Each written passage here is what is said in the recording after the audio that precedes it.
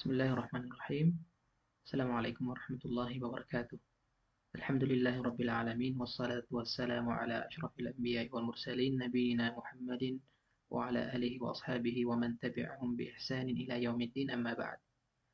Para pemirsa, pendengar yang sama berbahagia, insyaallah pada kesempatan kali ini kita akan melanjutkan pembahasan kita mengenai matan Abi Syuja' dalam bab ibadah. Dan alhamdulillah kita telah menyelesaikan fasal tentang penggunaan siwak ya. Dan di mana kita ketahui bersama bahwa siwak adalah sunnah dari sunnah-sunnah wudu. Kemudian kita masuk ke pembahasan tentang mengenai wudu. Di situ kita bisa melihat faslun furudul wudu'i wa sunanuhu. Pembahasan mengenai rukun-rukun wudu dan sunnah-sunnah wudu. Jadi para jemaah sekalian ya, para pemirsa sekalian, sebelum kita memasuki tentang rukun-rukun wudhu, jadi ada syarat-syarat yang harus dipenuhi agar wudhu kita sah atau ibadah kita sah. Yang pertama adalah beragama Islam ya. Tentu tidak sah ya ibadah atau wudhu seseorang yang tidak beragama Islam. Yang kedua juga tamyiz, itu dia sudah anak yang umur mumayyiz, yaitu umur 7 tahun, 8 tahun, 6 tahun ya, tapi belum balik ya. Tapi belum balik. Kemudian syarat yang ketiga adalah ada air yang suci ya, air yang suci. Kemudian tidak ada penghalang antara tubuh kita dengan air ya.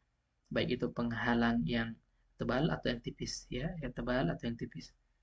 Kemudian di antaranya bagi orang yang memiliki hadas yang terus-menerus ya. Misalnya ada orang yang memiliki penyakit air seninya keluar terus, maka dia dipersyaratkan agar sah wudunya itu ketika sudah masuk waktu sholat ya. Jadi ketika belum masuk waktu sholat dan dia berwudu, maka wudunya itu tidak sah.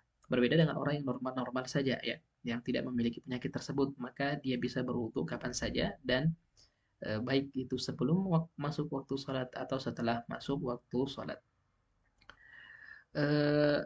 Furud ya, bisa diartikan sebagai rukun juga ya, meskipun furud itu artinya adalah wajib ya. Namun dalam beberapa matan fikih bisa diartikan sebagai rukun ya. Jadi rukun-rukun wudhu itu para jamaah sekalian itu ada 6 ya, ada 6. Ahaduha an-niyah ya. Furudul wudu wa sunnanuhu. Di situ dikatakan furudul wudu sittatu asya. Wajibnya atau rukun dari wudu itu ya, ibadah wudu itu ada 6.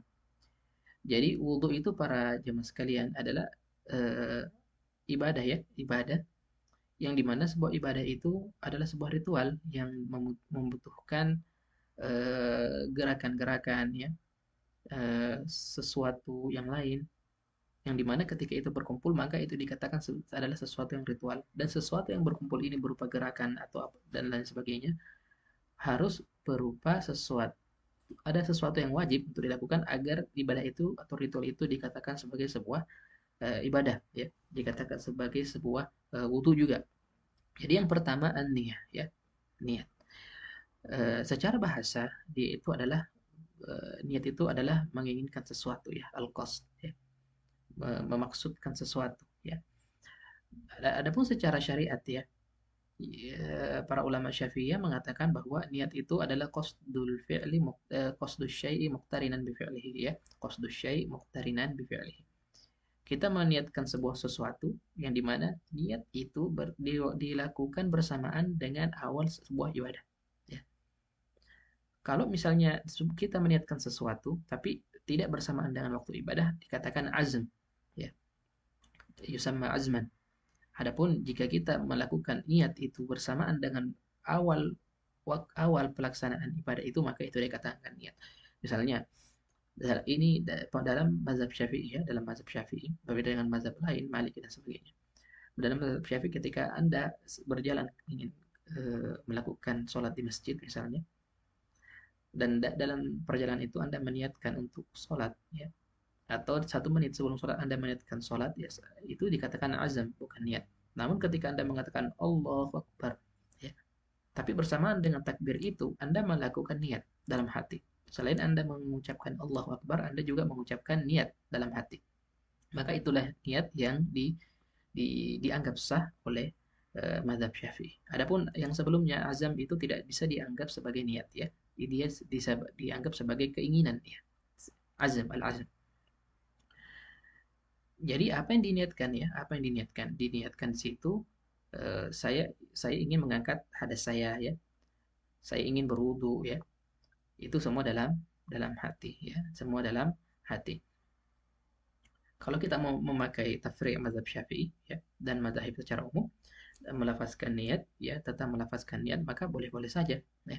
Karena dengan melafalkan niat itu bisa membantu hati untuk fokus dalam melakukan niat ya, dalam melakukan niat. Tapi secara secara umum ya, niat itu tempatnya di hati. Niat itu. Jadi percuma saja kalau orang melafalkan niat namun hatinya kosong tak dari niat, maka itu tidak sah ya. Sebaliknya, orang yang melafalkan dalam hati ya, meniatkan dalam hati tanpa melafalkannya maka itu adalah niat yang sah ya. Jadi percuma dilafalkan, tapi kalau niatnya kosong dalam hati maka niatnya itu tidak dianggap sah. Kemudian yang kita ini pembahasan niat ya, ini pembahasan niat. Jadi dalam ayat disebutkan idza qumtum ila sholati faghsilu wujuhakum ya. Ini landasan ayatnya ya. Ayat tentang wudu. Idza qumtum ila sholati faghsilu wujuhakum. Jika kalian ingin melakukan salat, maka basuhlah ini, basuhlah itu ya, disebutkan anggota-anggota tubuh. Dari mana niat ini kita peroleh ya? Niat itu kita peroleh dari perkataan dari firman Allah, idza qumtum ila shalah ya. Apabila jika kalian ingin melakukan salat ya. Dalam hadis juga dikatakan innamal a'malu binniyat ya. Sesungguhnya amalan itu bergantung pada niatnya. Dari sini kita bisa ambil hukum bahwa niat itu sebenarnya dibutuhkan pada setiap ibadah ya, kecuali beberapa ibadah yang tidak diperlukan niat dalam pelaksanaannya sehingga dianggap sah ya, sehingga dianggap sah. Apa tujuan dari niat ini para jamaah sekalian ya? Tentu para ulama mengatakan bahwa niat itu tijaratul ulama ya. Niat itu adalah barang dagangannya ulama. Karena mengapa? Bisa jadi dengan seseorang melakukan sebuah ibadah, tapi karena perbedaan niat maka satunya dibalas lebih tinggi, satunya lagi dibalas biasa-biasa saja. Jadi tujuan dari niat ini adalah yang pertama adalah membedakan ya kebiasaan dan ibadah ya. Tamyizul ibadah bainal adat ya. Jadi misalnya seseorang ingin masuk mandi wajib atau ingin melakukan mandi sunnah sebelum pergi sholat Jumat ya.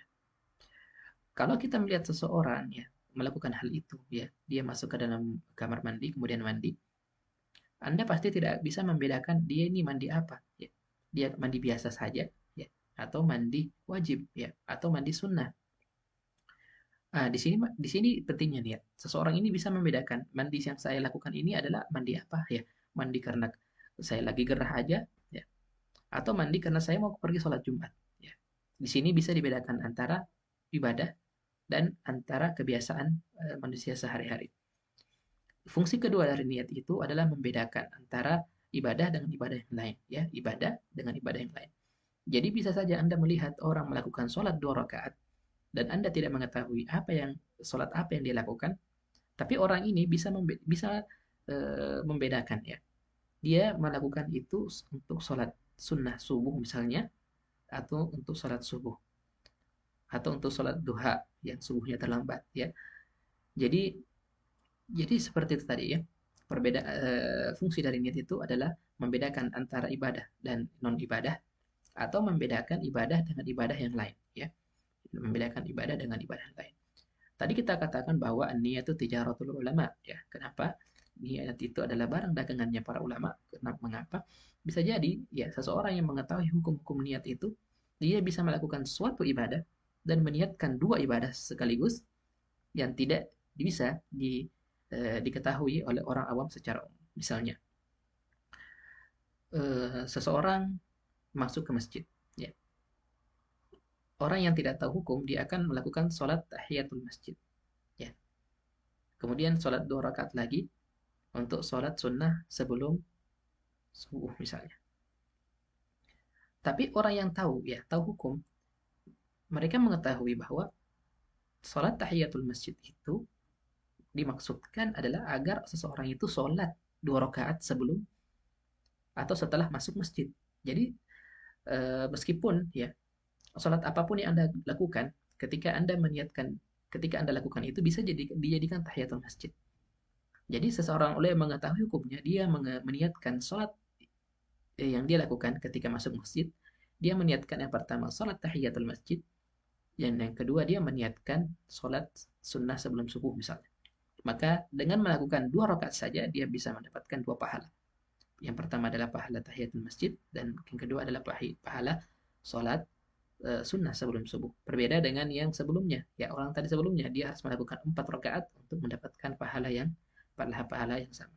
Belum lagi niat-niat yang lain ya tentang belum lagi yang lainnya mengenai keikhlasan dan sebagainya itu bisa menjadikan ya sebuah ibadah yang dilakukan oleh seseorang bisa berbeda dari satu orang ke orang lain.